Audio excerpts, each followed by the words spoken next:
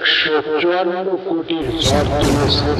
Proper record ভাঙ্গা সেই ছবি দক্ষিণ সিনেমা দুনিয়ায় নতুন ঝড় তুলেছেন পবন কল্যাণের অভিনীত ছবি দে কুল হিম উজির মুক্তির আগেই ছবিটি দর্শকদের মধ্যে তুমুল আগ্রহ তৈরি করেছিলেন। বিশেষ করে প্রিমিয়াম ডেটায় আয় করেছেন ছবিটি। আল্লু অর্জুনের বহুল আলোচিত ছবি শাম্পা দা রুহুল এর রেকর্ড ভেঙে দিয়েছেন। এবার মুক্তির প্রথম 2 দিনে সারা দুনিয়া থেকে ছবিটি আয় করেছেন 154 কোটি রুপি। উজির ছবির মুক্তির 2 দিনের মধ্যে 100 কোটির ব্লগে প্রবেশ করেছিলেন। যদিও দ্বিতীয় দিনে আয় কিছুটা কমেছে, তবু ছবির জোশ কিন্তু কমে নেই।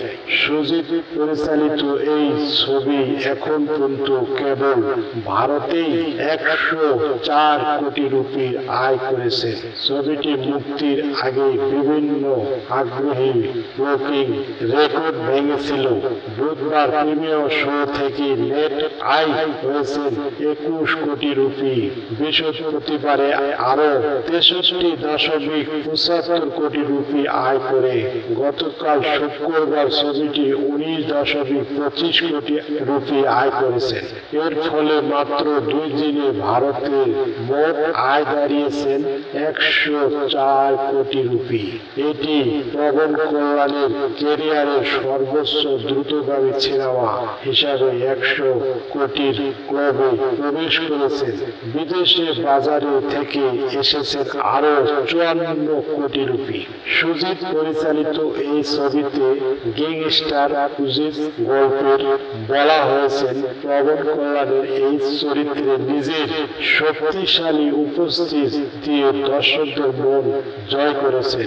ছবিতে আরো অভিনয় করেছেন প্রিয়াঙ্কা মোহন ও বলিউড তারকা সুইট বয় ইমরান হাশমি। এই প্রথম তেলুগু সিনেমায় অভিষেক করেছিলেন।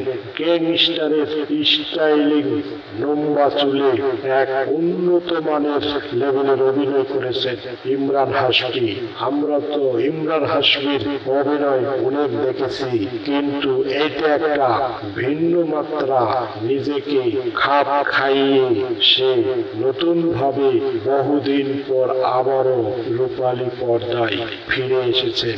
SK1 বাংলা মুভি এই চ্যানেলটিকে অবশ্যই আপনারা সহযোগিতা, সাবস্ক্রাইব এবং বেল আইকনটি বাজিয়ে সঙ্গেই থাকবেন।